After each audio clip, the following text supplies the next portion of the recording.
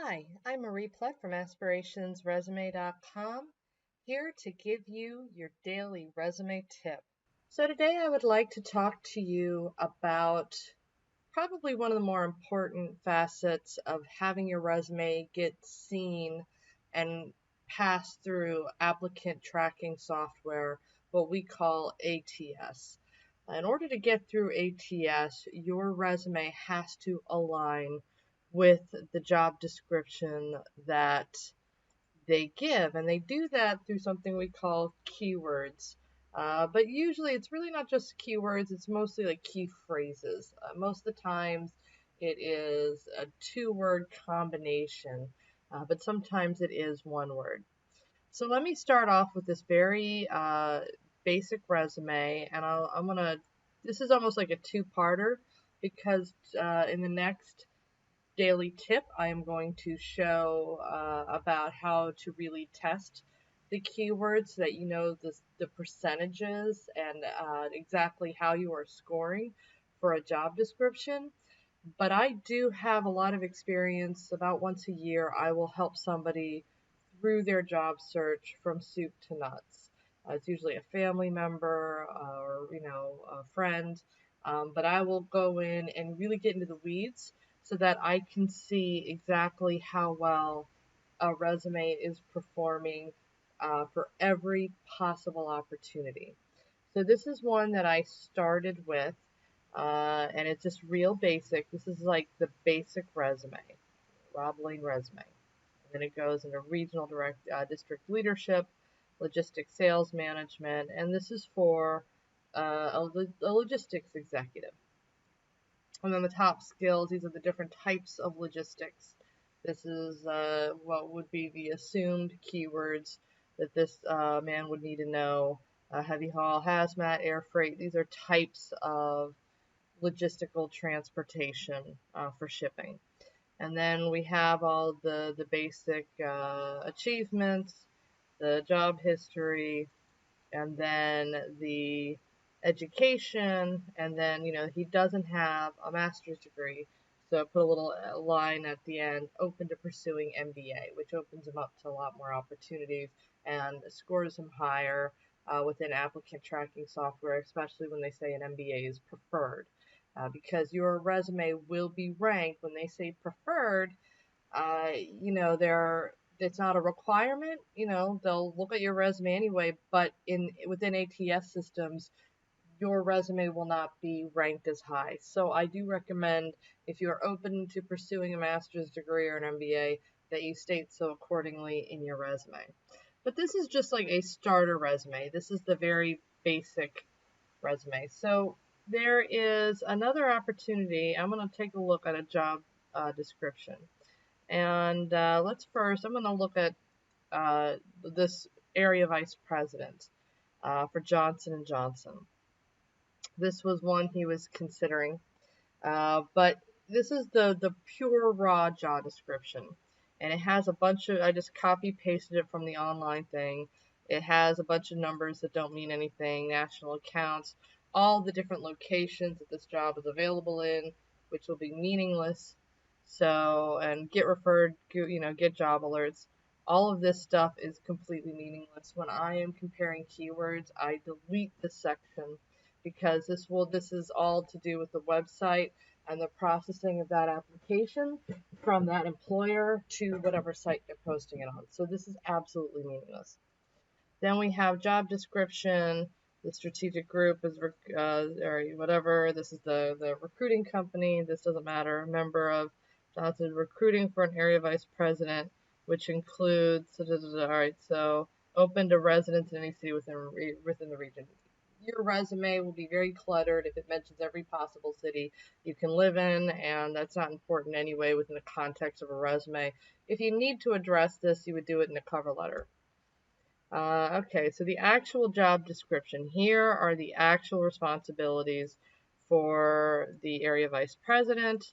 These are what I would have to pay attention to. These are the responsibilities I would care about. Qualifications, yes, university, yeah, MBA desirable. They'll look at you if you don't have an MBA, but you should mention MBA. 10 to 15 year sales, 5 years of people management, minimum 3 years customer, blah, blah, blah. Knowledge, skills, requirements. These are, some of it's a little bit more personal, winning attitude, agility, and then required experiences, healthcare. They want to know outstanding verbal written communication skills, collaboration is always a big one. Modeled credo values. You'll have some stuff that's actual, what they're looking for the job. Then you'll have the company description a lot of times, or equal opportunity stuff. You don't want to match this. You'll look spammy. Employers will stop looking at you. Believe me.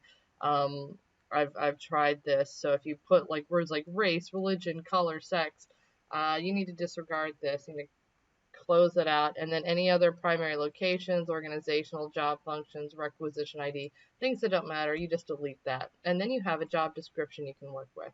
And this will become very important in tomorrow's demonstration, okay?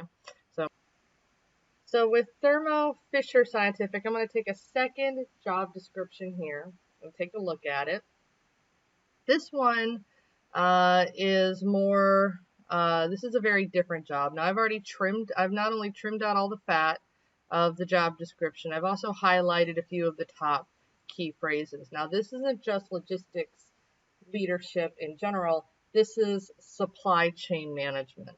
So what I did was I took the original Rob Lane resume, which if I do a Control F and look up the phrase supply chain, it comes up, supply chain comes up once, supply chains plural comes up once, okay?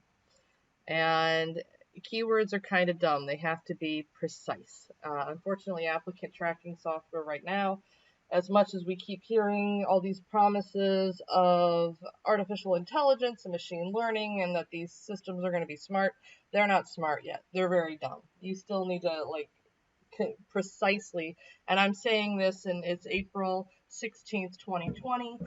So this, by the time you finally see this video, you see it a couple years from now, it might be dated advice. But as of right now, applicant tracking software is dumb, and it needs to have the keywords reflected pretty accurately. So for this one, it says Director Supply Chain Management. Supply Chain Management comes up. Supply Chain comes up a lot. So I know already I'm going to need to put a lot more use of the phrase supply chain to match this job description. Also like inventory, sales, marketing, customer support, operational planning, demand planning, is here a lot. Inventory, communication. You start to see the same words kind of repeat, and these are the big words you need. Well, I'll tell you, in the original Rob Lane resume, these words aren't really there. It's focused on the actual logistics side. So when one of the things that I do is I always have like a header, like a headline, and I use that to reflect the exact job title that the applicant is applying to. And I find this has reaped tremendous rewards for my clients. This one technique alone puts them on the top of the list. And understand that this line here is about your goal. It is not a description of who you are currently, and resume screeners understand this. If you need to feel better about it personally, you can always put candidate for, or career objective colon. If you really want to absolutely clarify that you are currently not a director of supply chain management excellence, but understand that is just for you, because anybody, resume screeners, recruiters, they know that this line has now, it's like the new modern objective statement. It is not a description of you as a whole person. It is to let the person know where to route the resume. And then, of course, if you see here in his top skills, I have demand planning, project management, customer support, analytics, and research. I got to get that kind of moved over a little bit. I don't like the. All right, but yeah, I got to fix some of this. But all right, so supply chain management again shows up. Huge, big deal. Certain things that are throughout the job description are in this here. And so then I also in the back, there it said, in this particular description, instead of saying, an MBA, they they say, a master's degree is preferred. So instead of saying open to finding an MBA, open to pursuing a master's degree and match the language. I also kind of added driven to learn, and these are the other, items that, this particular person is low on, but they would like to learn it. So driven to learn, and then I'll have a section here that adds more of the keywords that they're looking for, like Six Sigma, lean practices, Oracle. So the purpose here is to find ethical, reasonable ways to reflect the keywords. I have the top skills, things he knows how to do, and then at the very end, things he's learning to fill in the gaps so that that keyword is. So if you notice, I also save it under the actual job target, and I adjust resumes to really align with each and individual job. And if you get really good at this, if you take a little practice, you can spend like 10-15 minutes per application, but then you'll be seen, you'll be considered. It won't just float into the big void. So I definitely recommend finding ways to customize resumes for each target that you really want, especially the ones you really want, you absolutely want to be considered for. You need to customize, you need the keywords to match the exact phrases that they are using in the job description. And to better determine the keywords and how you are scoring against them, in the very next lesson, I'm going to demonstrate how to use jobscan.co, and that'll help you even further accelerate your job search success. Thank you for watching today's daily tip. Again, my name is Marie Plett, and I am from aspirationsresume.com. Please contact me today if you are seeking only the finest in resume development.